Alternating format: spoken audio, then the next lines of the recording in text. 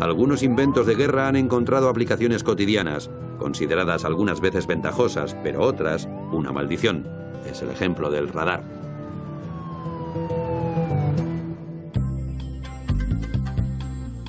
A principios del siglo XX, los investigadores descubrieron que mediante las ondas electromagnéticas podían detectar objetos voladores.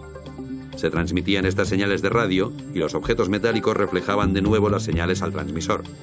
Los ingenieros llamaron a este invento radar, del inglés Radio Detection and Ranging. El radar empezó a funcionar formalmente en la década de 1930. Los ingenieros británicos, trabajando bajo el temor de una futura guerra aérea, consiguieron el primer sistema de radar mundial en 1938.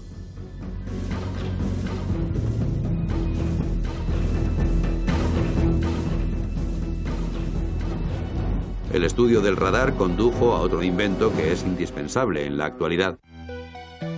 Durante la guerra, un investigador británico de radar creó el magnetrón de cavidad, un instrumento que generaba ondas cortas o microondas y que aumentaba la precisión del radar. Una vez transportado con cuidado a Estados Unidos para hacerlo duplicar a gran escala, Percy L. Spencer, un ingeniero de la empresa Raytheon, intentó mejorarlo. Un día de 1945, Spencer, sentado frente a un tubo magnetrón, advirtió que la barra de caramelo que llevaba en el bolsillo se había derretido de manera inexplicable. Se preguntó si las microondas generadas por el magnetrón fueron las causantes y colocó granos de maíz a su lado. Explotaron. Desde entonces, las sobras de comida ya no serían nunca lo mismo. En 1947, Raytheon presentó el radar Range, el primer horno microondas del mundo. Era del tamaño de una nevera y costaba entre 2.000 y 3.000 euros. Muchos pensaron que los radares estaban salvando a Inglaterra, pero también a algunos cocineros incompetentes. Además, el invento del radar de la Segunda Guerra Mundial todavía nos ayuda hoy a salvar vidas, mediante el control del tráfico aéreo y los cambios meteorológicos.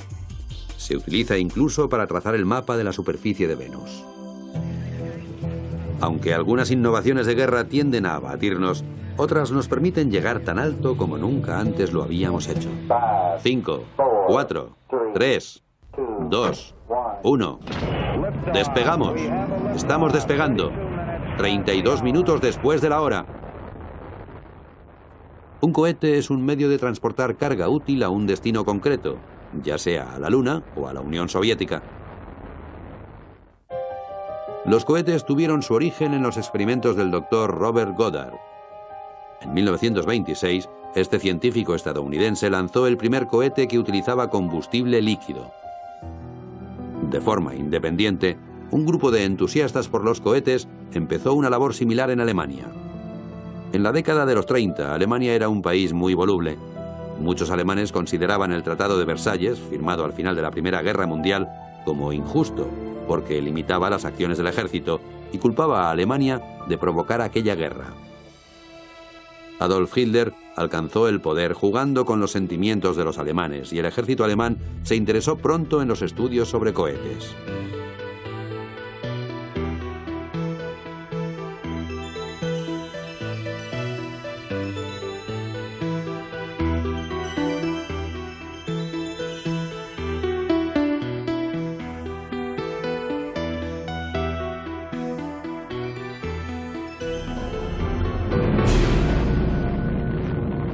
Ningún invento de guerra cambió tanto el mundo como la bomba atómica.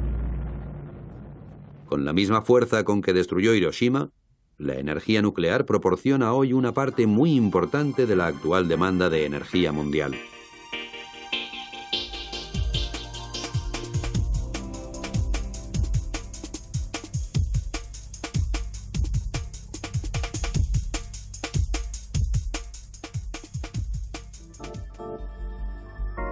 La mayoría de las centrales nucleares actuales generan energía a partir de la fisión del uranio. Un neutrón choca contra un átomo de uranio 235, lo fisiona y se produce una reacción en cadena. Al mismo tiempo, esto libera otros neutrones que fisionan con otros átomos de uranio, generando una gran cantidad de energía térmica. En el núcleo, el calor genera el vapor que hace girar los tradicionales generadores de turbinas, y así se produce electricidad. La historia de la energía nuclear se remonta a la Segunda Guerra Mundial. El físico Enrico Fermi inició la primera reacción nuclear continua en la Universidad de Chicago, en diciembre de 1942. Poco tiempo después, Fermi y otros prestigiosos miembros de su equipo empezaron a reunirse para aplicar este nuevo concepto a la obtención de energía y así cubrir necesidades civiles y comerciales. De alguna manera, la base del sistema estadounidense de energía nuclear actual se estableció en aquella época. La investigación atómica continuó después de la guerra. Los científicos buscaron un uso pacífico del átomo y en 1958 se creó la primera central nuclear comercial de América. En la actualidad, Estados Unidos cuenta con 104 centrales nucleares, las cuales generan el 20% de la energía del país. La fisión de 500 gramos de uranio es equivalente a la combustión de 1,5 millones de kilos de carbón. Es cierto que la energía nuclear también tiene aspectos negativos. Aunque algunas veces se reprocesa, el combustible de uranio utilizado es altamente radioactivo y contaminante, y continúa siéndolo durante cientos de años. Los puntos de vista al respecto difieren. ¿Una catástrofe está a punto de ocurrir o se trata de una solución viable ante la disminución imparable de las reservas de combustible fósil?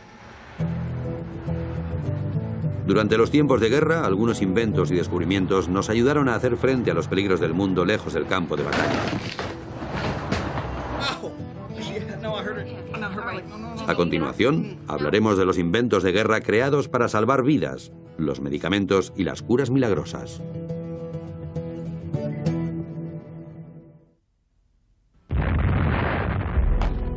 Uno de los objetivos del hombre en las guerras es causar bajas al enemigo y salvar al mayor número posible de sus propias fuerzas. Los avances médicos más importantes se han producido a raíz de las terribles heridas y enfermedades que ocasiona la guerra. A menudo se pasan por alto los avances médicos realizados durante la guerra más mortífera de la historia de América, una guerra que se cobró más vidas americanas que las 2 guerras mundiales juntas.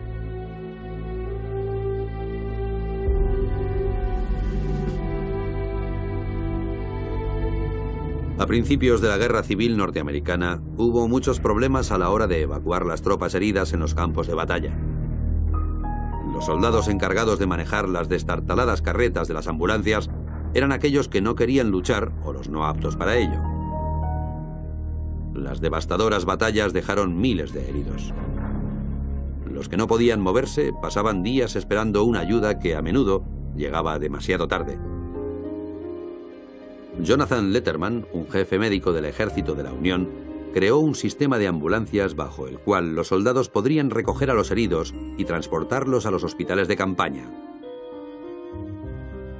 Las ambulancias también llevaban una lista de suministros médicos prescritos.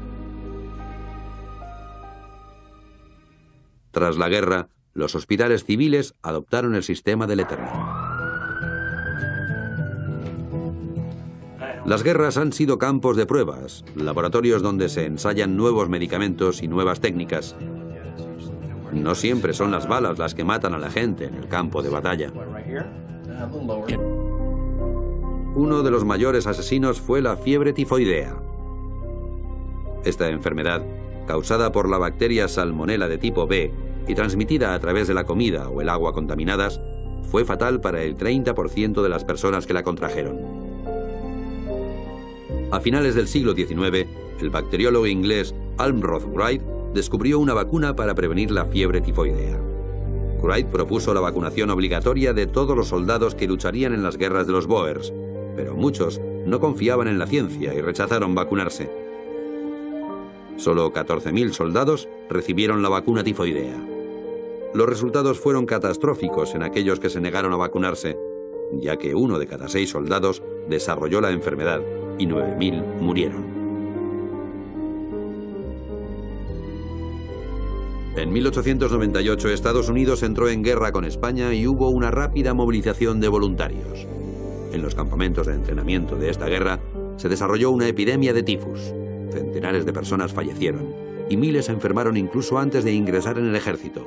Se supone que la gente no debe morir antes de enfrentarse al enemigo.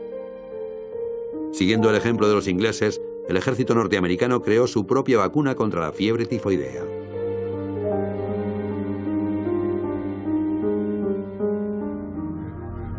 Fleming publicó su trabajo, pero fue incapaz tanto de purificar la penicilina como de producirla en grandes cantidades, así que durante una década cayó en el olvido.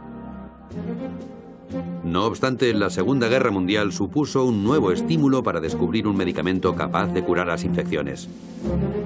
En Inglaterra, los científicos Howard Florey y Ernst Chain continuaron las investigaciones de Fleming y presentaron una inyección de penicilina purificada. Las pruebas realizadas con humanos indicaron los efectos milagrosos de la penicilina, pero la guerra les impidió producir la cantidad suficiente para beneficiar a muchas personas. Con el destino de millones de personas en sus manos, volvieron a América. Ernst Chain llevó en secreto el prototipo milagroso a Estados Unidos.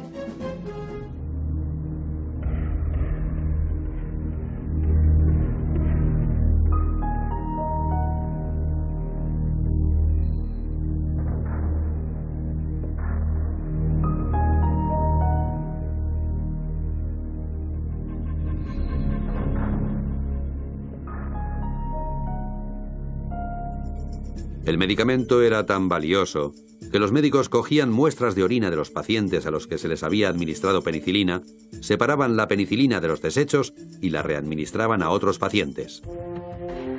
Tras un estudio exhaustivo para encontrar el prototipo perfecto, los científicos descubrieron un método para producir penicilina en grandes cantidades.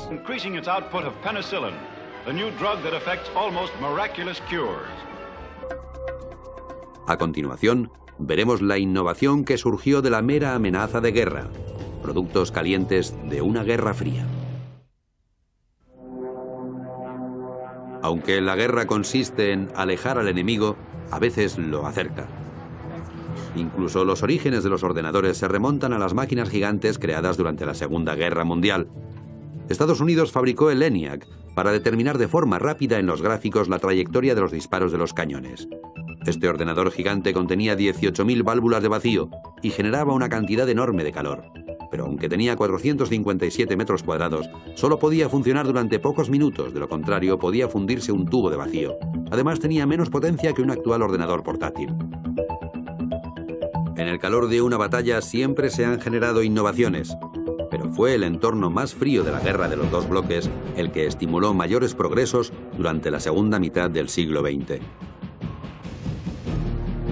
La Guerra Fría despertó la carrera armamentista y espacial, en las cuales Estados Unidos y la Unión Soviética gastaron miles de millones de dólares para ponerse a la cabeza de los demás países. La Guerra Fría empezó de verdad cuando los soviéticos hicieron estallar su primera arma nuclear y luego, un año después que Estados Unidos, su primera bomba de hidrógeno. La carrera espacial creció mientras que la tecnología se empequeñecía.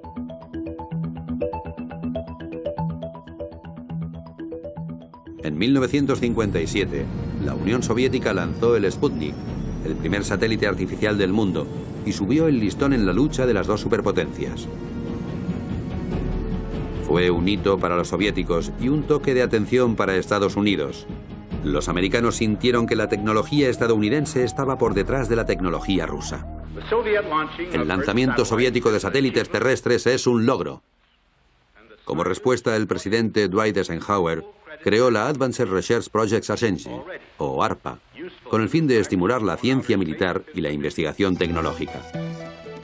Durante la década de 1960, ARPA trabajó con muchas instituciones, cada una de las cuales utilizaba sistemas informáticos y software diferentes. La ARPA trabajaba para interconectar todos los sistemas. Años después se convirtió en DARPA, cuando se añadió la palabra defensa al nombre.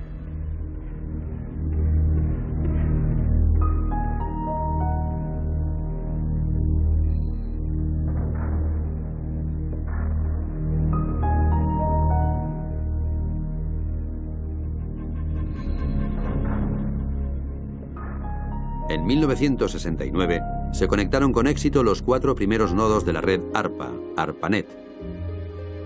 Posteriormente se desarrollaría lo que hoy conocemos como Internet.